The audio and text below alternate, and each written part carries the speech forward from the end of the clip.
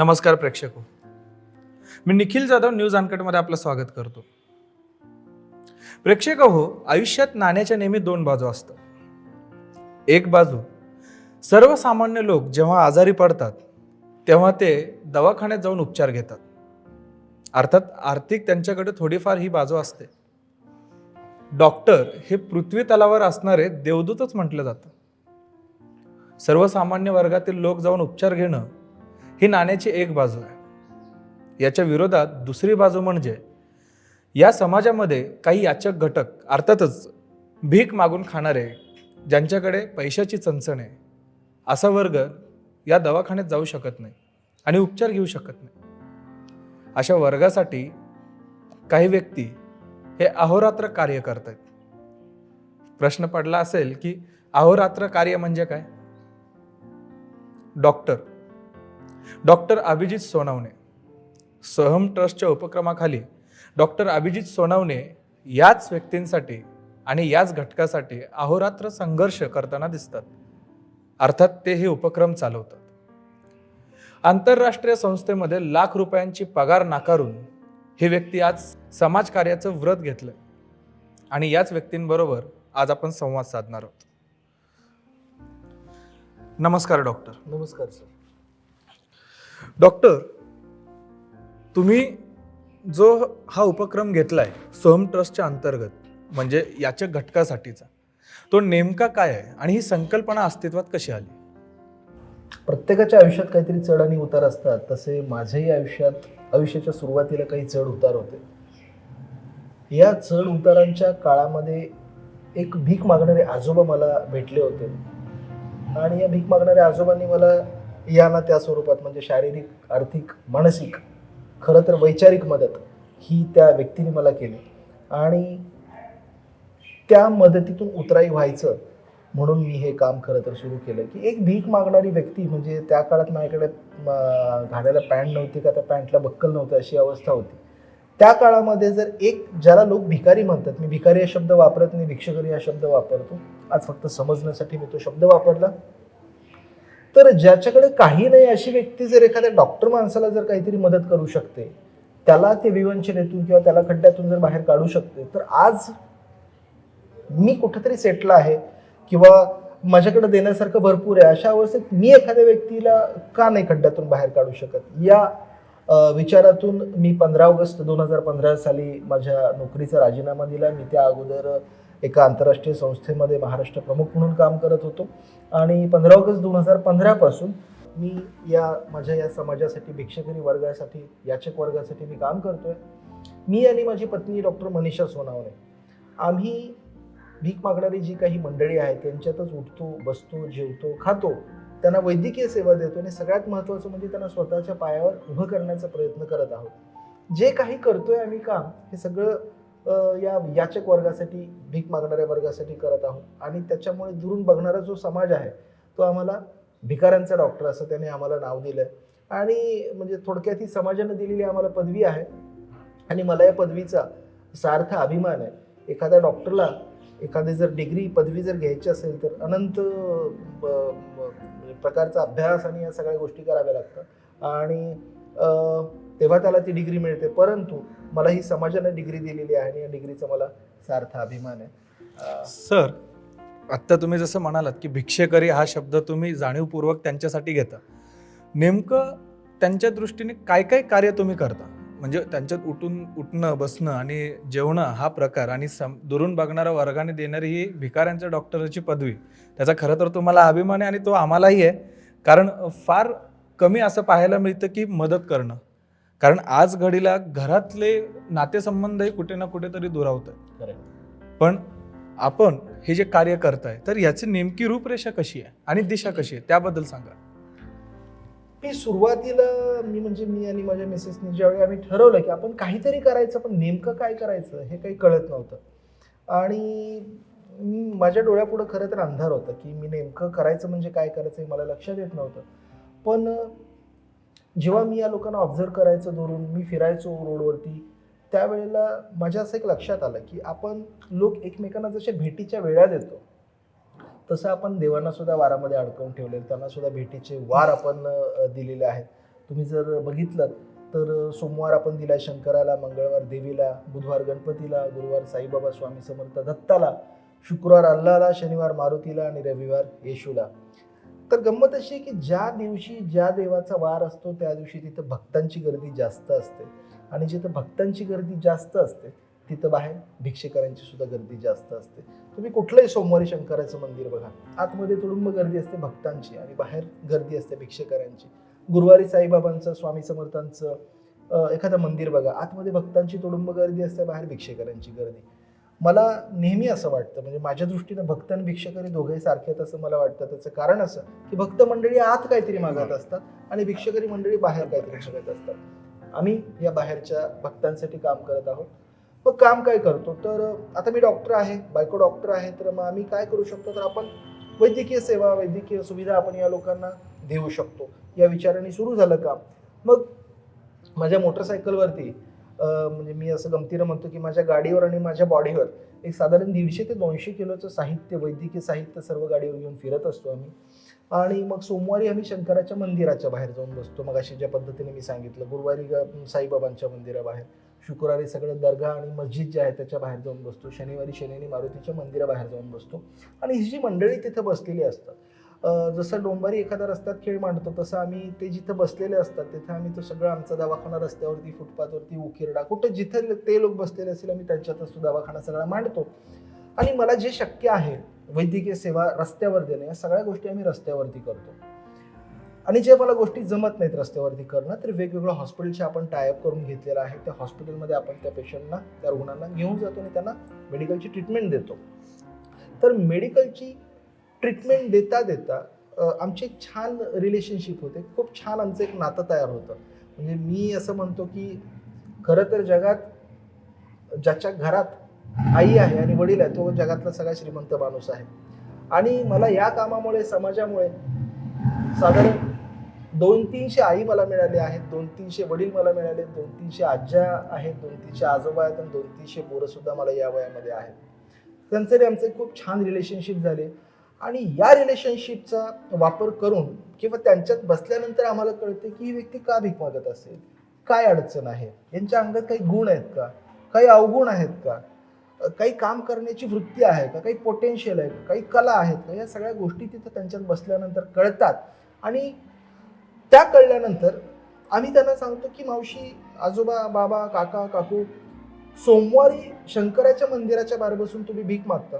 आपल्या समाज, आम्ही सगळ्या आमच्या कामामध्ये सगळ्या आपल्या समाजाने ज्या आखून दिलेल्या रूढी परंपरा आहेत, आम्ही त्या रूढी परंपरांचा उपयोग करतो. सोमवारी लोक शंकराला दुधाचा अभिषेक करतात. जिथं सोमवारी शंकराला दुधाचा अभिषेक करतात आणि जिथं त्या आज्या बाहेर भीक मागत असतात, त्या आज्यांना आम्ही सांगतो की तुम्ही शंकराच्या मंदिराबाहेर बसून जर भीक मागताय तर बाहेर तुम्ही दूध का नाही विकत, आम्ही तुम्हाला दुधाच्या पिशव्या करून आणून देतो, तुम्ही दुधाच्या पिशव्या करा, दुधाच्या पिशव्या विका लोकांना.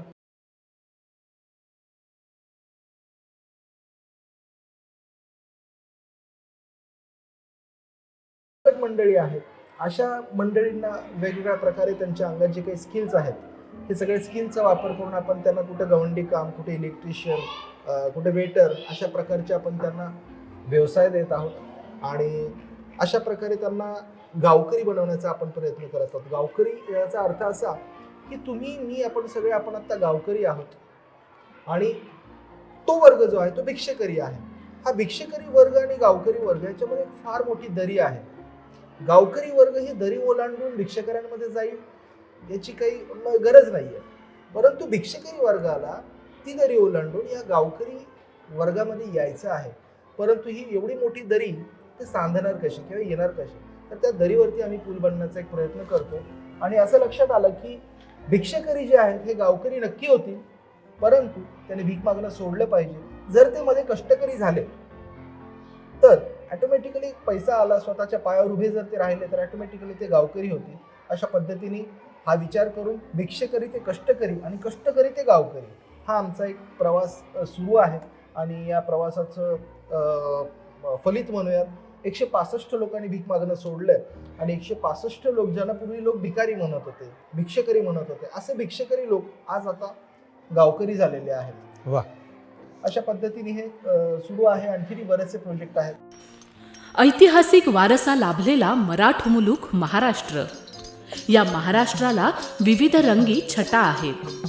साहित्य, कला, पर्यटन, नृत्य, भाषा, संत परंपरा अशा विविधतेने तो नटलेला आहे.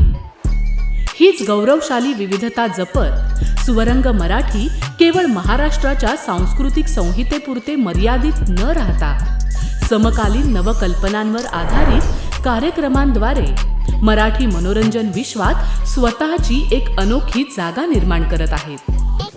मराठी मनोरंजन क्षेत्रातील उत्तम दिग्दर्शक, लेखक आणि निर्मात्यांच्या प्रतिभेचा पुरेपूर वापर करून मनोरंजनाचा आगळा वेगळा रंग उधळण्यास आम्ही सज्ज आहोत. स्वरंग मराठीचे उद्दिष्ट मराठी मनोरंजन क्षेत्रामध्ये मनोरंजनाची वहिवाट सोडून, रूढीवादी पद्धती तोडून मनोरंजनाचा समृद्ध अनुभव प्रदान करून देण्याचा आहे. म्हणूनच यात विविध पद्धतीचे मनोरंजक आणि माहितीपूर्ण कार्यक्रम स्वरंग मराठीवर बघता येतील. शेवटी एकच, धकाधकीच्या जीवनात धांगडधिंगा करण्यापेक्षा बसूया, हसूया, गाऊया, जगूया. नाती गोती श्रावण मोती गावामधले जीवंत रंग. नाती गोती श्रावण मोती गावामधले जीवंत रंग. चला जोडूया, चला पाहूया, जशी संस्कृती तसा स्वरंग.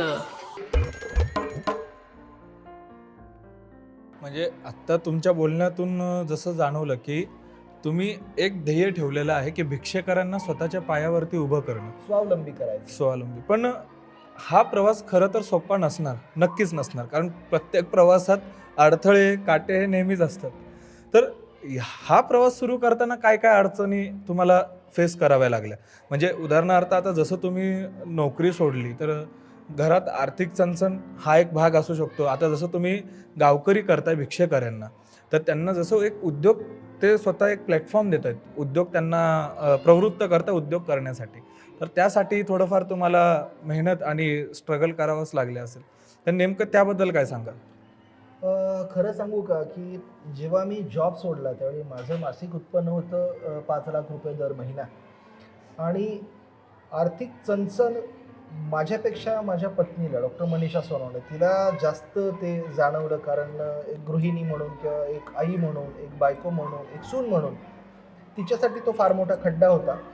तो जो भाग आहे त्या भागापेक्षा मला ज्या अडचणी आल्या, तर माझ्या कामातल्या अडचणी मी मुद्दाम सांगतो आता, की मी पूर्वी रेड लाईट एरियातल्या ज्या शरीर विक्री करणाऱ्या ज्या आपल्या ताई असतात, ज्याला आपण व्यावहारिक भाषेत वेश्या व्यवसाय म्हणतो, त्या करणाऱ्या ज्या ताई असतात त्यांचं पुनर्वसनाचं काम आम्ही करायचो सुरुवातीला. तर प्रत्येक वेळेला मी रेड लाईट एरियात दिसायचो. पुण्याचा जो बुधवारपेठ भाग आहे तिथं मी दिसायचो. तर जेव्हा मी ते काम सोडलं आणि मी भिक्षेकरांसाठी काम चालू केलं, त्यावेळेला भिक्षेकरांना कोणीतरी सांगितलं की अरे तो तुमच्यात येऊन उठतो बसतो, पण तो तर त्या बायकांचा दलाल आहे, तो एजंट आहे, त्याच्या नादी लागू नका तुम्ही. तो तुमच्या महिलांना, ताईंना, बायकोला वगैरे कोणाला तरी फूस लावून घेऊन जाईल, मुंबईला नेऊन विकेल तो.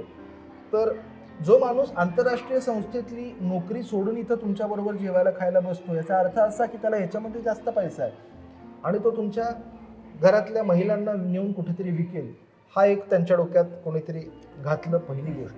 दुसरी गोष्ट, विचारांचं विषच पेरलं. विचारांचं विष सुरुवातीलाच ते पेरलं गेलं होतं. दुसरी गोष्ट, डॉक्टर, आपण म्हटलात मागाशी देवदूत, आणि त्या डॉक्टरच्या सुद्धा पुन्हा 2 बाजू आहेत, नाण्याला 2 बाजू असतात. तसं एक देवदूत सुद्धा समजलं जातं आणि दुसरीकडून राक्षस किंवा यमदूत सुद्धा समजलं जातं डॉक्टरांनाच. तोही एक भाग विषाचा पेरला गेलेला आहे. तर आता ज्या वेळेला ह्या लोकांच्या डोळ्यांचे ऑपरेशन असायचे, मी म्हणायचं चला आपण हॉस्पिटलमध्ये जाऊन मी तुमच्या डोळ्यांचं ऑपरेशन करून देतो, किंवा पाय मोडलेला असेल चला आपण हॉस्पिटलमध्ये मी घेऊन जातो, तुम्हाला ऑपरेशन करून देतो तुमचं.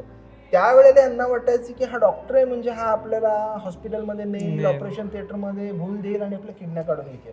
म्हणजे त्यांचा विश्वास संपादित करणं हा फार कठीण होतं त्यावेळेस. त्याच्यात बऱ्याच वेळेला चप्पल खाल्लेल्या आहेत, बऱ्याच वेळेला अशा या एवढ्या अंतरावरून लोक गुटखा तंबाखू खाऊन तोंडात थुंकलेले आहेत, बऱ्याच वेळेला लोकांनी काठ्या उगारलेल्या आहेत आणि असं. पण आता तो भाग, तो टप्पा आता क्रॉस केलाय खरं तर. पण ही सुरुवातीला 3 वर्ष माझ्यासाठी खूप हे होती. 2015 ते 2018 पर्यंत या सगळ्या गोष्टी आम्ही फेस केल्या आणि 2018 नंतर हळूहळू खरं तर कामाला सुरुवात केली. आत्ताची कंडिशन अशी आहे की मला सांगायला अभिमान वाटतो खूप. भिक्षकरी वर्गामध्ये जेव्हा आता लग्नही आम्हीच लावून देतो, निसर्ग नियमाप्रमाणे जेव्हा मुलं होतात त्यावेळेला मुलगा झाला तर त्याचं नाव आता अभिजित ठेवलं जातं. आणि मी गमतीनं म्हणतो की मुलगा झाला आणि अभिजित नाव ठेवलं, जर मुलगी झाली असती तर मुलगी झाली असती तर आम्ही तिचं नाव मनीषा ठेवलं असतं. इतका तो विश्वास आणि इतकं ते प्रेम आता निर्माण झालेलं आहे. आता गोष्टी त्यातल्या त्यात साध्या सोप्या त्यातल्या त्यात झालेल्या आहेत, परंतु तो सुरुवातीचा काळ खूप खडतर होता खरंच. जसं सर वारंवार उल्लेख करतायत डॉक्टर मनीषा सोनावणे यांचा, म्हणजे त्यांच्या पत्नींचा. तर डॉक्टर, मी यालाच धरून एक प्रश्न तुम्हाला विचारतो की कुठलाही प्रवास सुरू करताना एका नवऱ्याला पाठबळ लागतं ते बायकोचं, आणि इथे ते पाठबळ नक्कीच डॉक्टर मनीषा या मॅडमांनी कुठेपर्यंत सार्थ ठरवलं असं तुम्हाला वाटतं? सांगण्यासारखं खूप आहे, पण अगदी एका वाक्यात जर मला काय म्हणत कोट करायचं असेल तर मी असं म्हणेन की ती माझ्या मुलाची फक्त आई नाही तर ती माझीही आई झाली. आणि फक्त माझी आई नाही तर माझ्या आई बापाची सुद्धा ती आई झाली. इथपर्यंत ती या लेवलला पोचले, या लेवलला ती गेली. त्याच्यामुळे बाकी आणखी कितीही मी बडबड तासभर केली तरी सुद्धा ही जी काही, माझा मुलगा तर आई समजतोच तिला, परंतु मलाही तिच्यामध्ये आई दिसते. आणि माझ्या आई बापाला जेव्हा ती आई वाटायला लागते तेव्हा मला अजून वाटत नाही की एखाद्या व्यक्तीने तेवढी किती उंची अत्युच्च जावं. तर याच्यात तिचे बरेचसे त्याग आहेत खरं तर, त्यामुळे ती आता तिथं आहे. त्यागाशिवाय आणि परिश्रमाशिवाय नक्कीच कोणतीही उंची गाठता येत नाही, आणि ती उंची डॉक्टरांनी गाठलेली आहे. सध्या आपल्याला सर्वत्र एककल्ली बातम्यांवर भर दिला जात असल्याचं दिसत आहे. त्यामुळे प्रेक्षकही कंटाळलेत. हे लक्षात घेऊन आम्ही फक्त एका गोष्टीवर लक्ष केंद्रित न करता दर्शकांना सविस्तर न्यूज बुलेटिन, डॉक्युमेंटरीज, लोकांच्या समस्या, शेतकरी वर्ग, ग्रामीण भागातील विस्तृत कव्हरेज, आरोग्य, जागरूकता, फॅक्ट चेक, आर्थिक घडामोडी, विस्तृत विश्लेषण, आंतरराष्ट्रीय बातम्या आणि क्रीडा यांचं संपूर्ण पॅकेज देत आहोत. अध्यात्म, सर्व धर्मियांसाठी अध्यात्मावर आधारित माहिती देणार आहोत, जे विज्ञानाशी तर्कसंगत असेल.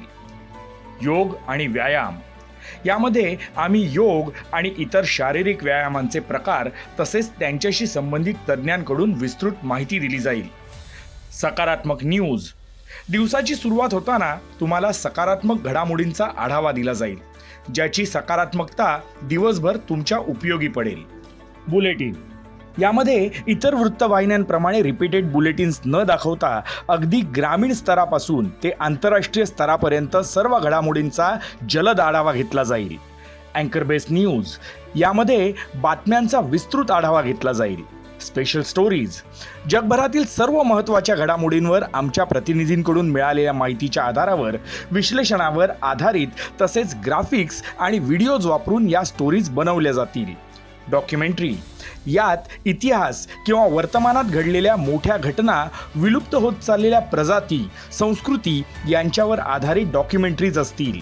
अर्थविश्व, यामध्ये भारतीय व जागतिक उद्योगांशी संबंधित घडामोडी, भारतीय आणि जागतिक शेअर मार्केट, तज्ज्ञांकडून आर्थिक विश्लेषण यांचा समावेश असेल.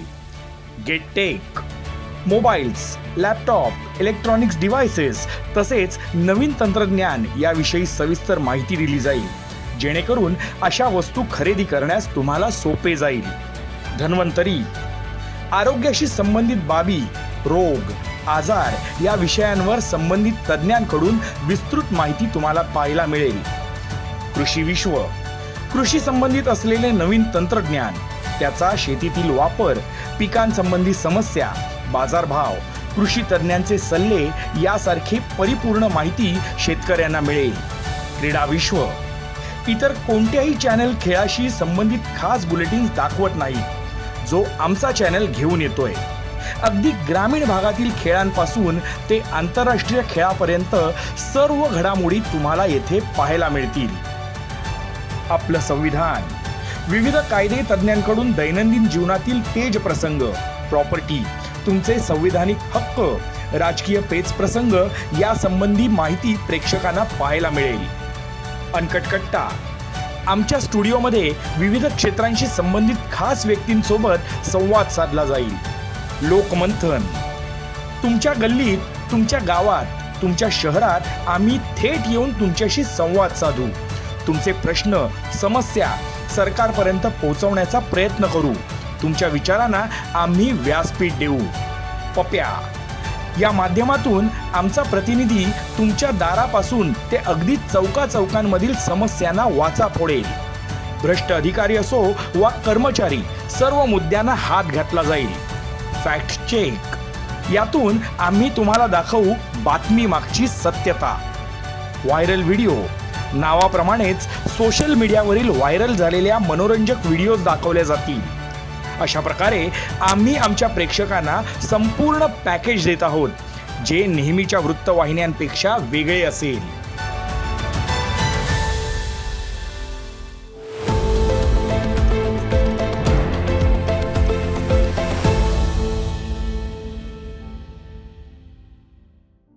डॉक्टर, भिक्षेकरींना जेव्हा स्वावलंबी बनवायचं असतं, त्यांना स्वतःच्या पायावर उभं करायचं असतं. आता जसं म्हणालात की एक खडतर प्रवास होता ज्याच्यामध्ये तुम्हाला अक्षरशः चपलाही खाव्या लागल्या, आणि जेव्हा समाजाचं व्रत हाती घेतो कार्याचं, त्यावेळेस या प्रवासातून जावंच लागतं. पण आज घडीला जेव्हा तुम्ही आत्ता उल्लेख केलात की 300 आज्या, म्हणजे असं एक मोठं कुटुंब मिळालं, आज्या, आई, वडील, भाऊ, बहीण, तर आज त्यांच्याकडे बघताना तुमचा दृष्टिकोन कसा असतो?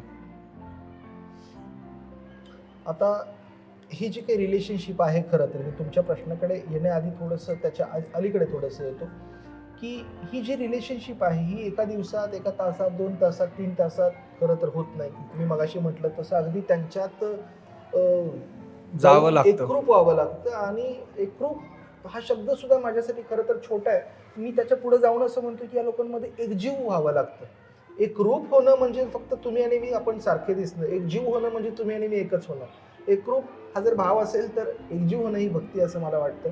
आणि आम्ही ते एकजीव होण्याचा प्रयत्न करतो. आणि हे एकजीव झाल्यामुळं जे काही मी सांगेल हे लोक ते ऐकतात, आणि ते जे सांगतील ते मीही ऐकतो. म्हणजे इट्स अ म्युच्युअल, असं वन वे ट्रॅफिक नाही, हे दोघांकडून येतं.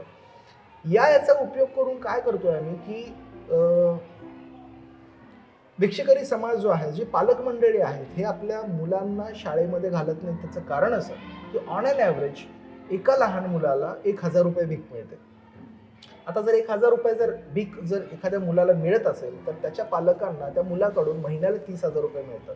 2 मुलं असतील तर 60,000 रुपये मिळतात. 3 मुलं असतील तर 90,000 मिळतात.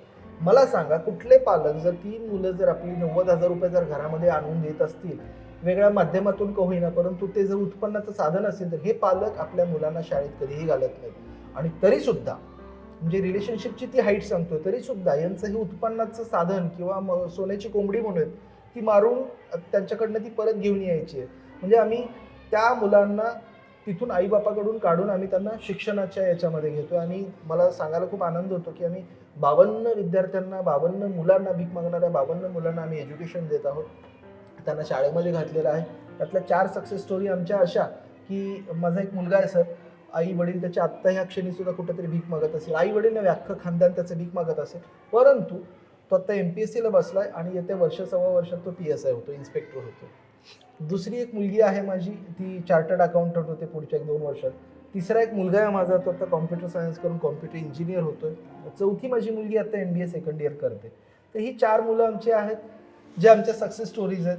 म्हणजे तुम्ही विचारलात ना की कितपर्यंत ऐकतात, तर हे त्या ऐकण्यामुळे, रिलेशनशिपमुळेच होतंय. एक मुलगा मला आता मागच्या आठवड्यामध्ये सहज म्हटलं, सर, आमचा भिक्षेकरांचाच मुलगा, माझा एक मुलगा म्हटलं, सर डॉक्टर होण्यासाठी काय काय करायला लागतं, म्हणजे कुठली हे डिग्री घ्यायची, काय करायचं. त्याच्यामध्ये तुमच्यानंतर उत्कंठा वाढली आहे. बरंच काय काय तो विचारत होता. मी म्हटलं, तुला कशासाठी डॉक्टर व्हायचं?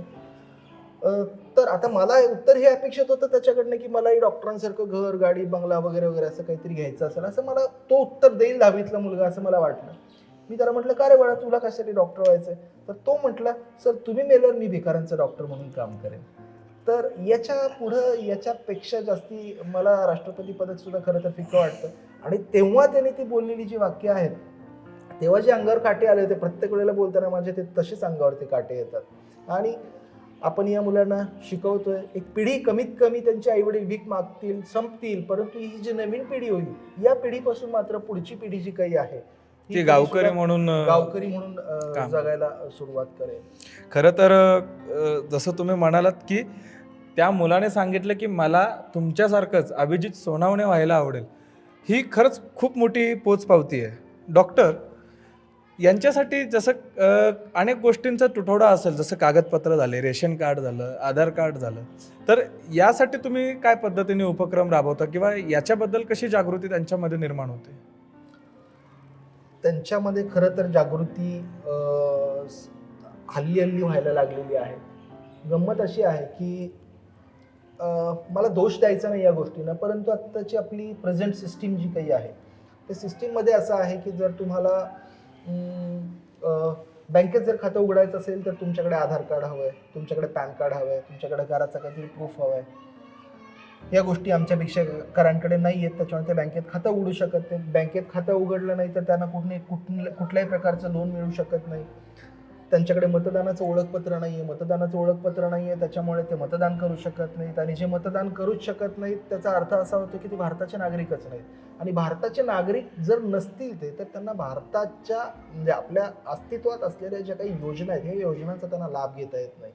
एक साधी आधार कार्ड त्यांच्याकडे नाही आहे. आधार कार्ड जर काढून घ्यायचं म्हटलं तर आधार कार्डसाठी सुद्धा तुम्हाला घराचा पुरावा, अमुक पुरावा, तमुक पुरावा, अशा बऱ्याच एका गोष्टीसाठी बाकीचे 10 गोष्टी लागतात. मुळात यांच्याकडे जन्माचा दाखलाच नाही आहे. म्हणजे मी नेहमी असं म्हणतो, ज्याच्याकडे जन्माचा दाखला नाही, म्हणजे जो जन्मला नाही त्याचा मृत्यू होणार कसा? जी गोष्ट जन्मलीच नाही तिचा मृत्यू होणार कसा? ह्यांच्याकडे जन्माचा दाखला नाही म्हणून मृत्यूचाही दाखला नाही. जन्माचा दाखला नाही, शाळेत प्रवेश नाही, शाळेत प्रवेश नाही, शिक्षण नाही, शिक्षण नाही, नोकरी नाही, नोकरी नाही, बेरोजगारी, बेरोजगारी, डोकं सगळं तिसरीकडे चालतं, गुन्हेगारी, अवैध धंदे, या सगळ्या गोष्टी, किंवा मग अगदीच काही नाही जमलं तर मग हे भिक्षेकरी. तर हा फार मोठा एक फार मोठी सायकल आहे की एक गोष्ट कुठली जर नसेल तुमच्याकडे तर सगळाच अनर्थ घडतोय. सरकारी योजना अनंत आहेत, परंतु त्याच्यात 10 ते 12 डॉक्युमेंट्स लागतात. हे जर डॉक्युमेंट तुमच्याकडे असतील तर तुम्ही त्या योजनांचा लाभ घेऊ शकता. पण माझ्या भिक्षेकरी वर्गाकडे हे कुठलेच एकही कागदपत्र यांच्याकडे नाही आहे.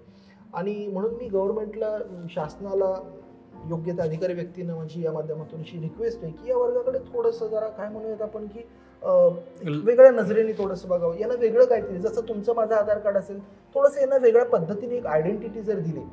आता साधी गोष्ट सांगतो, कामाला लावायचं म्हटल्यानंतर आम्ही सोसायट्यांमध्ये मला लोक विचारतात की तुमच्या लोकांना आम्हाला म्हणजे गाडी पुसायला किंवा ह्याला पाठवून द्या. परंतु सोसायटीच्या गेटवर तुम्हाला किंवा मला सुद्धा आपल्याला आय कार्ड दाखवल्याशिवाय आतमध्ये एंट्री नसते. तर ह्या भिक्षेकरांना किंवा या लोकांना आत कसे सोडतील? तरीही याच्यातून आपण एक मार्ग काढलाय की जी काही अगदी उच्च स्तरावरती काम करणारी मंडळी, ज्यांचे माझ्या डोक्यावर, पाठीवर हात आहेत या कामासाठी, ते मला म्हणतात, डॉक्टर तुला काय मदत करू सांग, किती पैसे देऊ सांग, काय डोनेशन देऊ तुला सांग वगैरे. तर मी म्हणतो, सर तुम्ही ज्या खुर्चीत आहात आता, त्या खुर्चीचा फक्त माझ्या दृष्टीने चांगला उपयोग मला तुम्ही वर्गासाठी, त्या माझ्या वर्गासाठी तुमच्या हातात जी आत्ता सत्ता आहे, जी पॉवर आहे, त्या पॉवरचा जोपर्यंत त्या खुर्चीत आहात तोपर्यंत या वर्गासाठी माझ्या हे करा. तर आमच्या एक ताई आहेत, सुरेखा ताई, डेप्युटी कलेक्टर होत्या. त्या डेप्युटी कलेक्टर झाल्यानंतर मला त्यांचा फोन आला, मी काय करू? म्हटलं ताई तुम्ही आता कुठल्या डिपार्टमेंटला? तर म्हणे सगळं रेशन कार्डचं डिपार्टमेंट माझ्याकडे आहे. म्हटलं ताई मग मला तेवढीच एक हेल्प करा की खूप अगदी ताऊन सुलाकून हे करू नका, तर माझ्या लोकांना रेशन कार्ड देण्याचा प्रयत्न करा. तर त्या मॅडमनी नियम आणि अटी थोड्याशा शिथिल करून, थोडंसं जरा वाकवून किंवा थोडंसं सहानुभूतीने विचार करून माझ्या लोकांना रेशन कार्ड दिले. आता माझा आपला भोळा हा विश्वास आहे की रेशन कार्ड मिळाल्यानंतर आधार कार्ड मिळेल, आधार नंतर पॅन कार्ड मिळेल असं. तर आम्ही हळूहळू असे एक एक टप्पे गाठण्याचा प्रयत्न करत आहोत. तर रेशन कार्ड, आधार कार्ड आम्ही त्या जे काही ऑफिसर्स आहेत त्यांच्या माध्यमातून जिथं जिथं शक्य आहे तिथे तिथे आम्ही हे आधार आणि रेशन कार्ड द्यायला सुरुवात केली.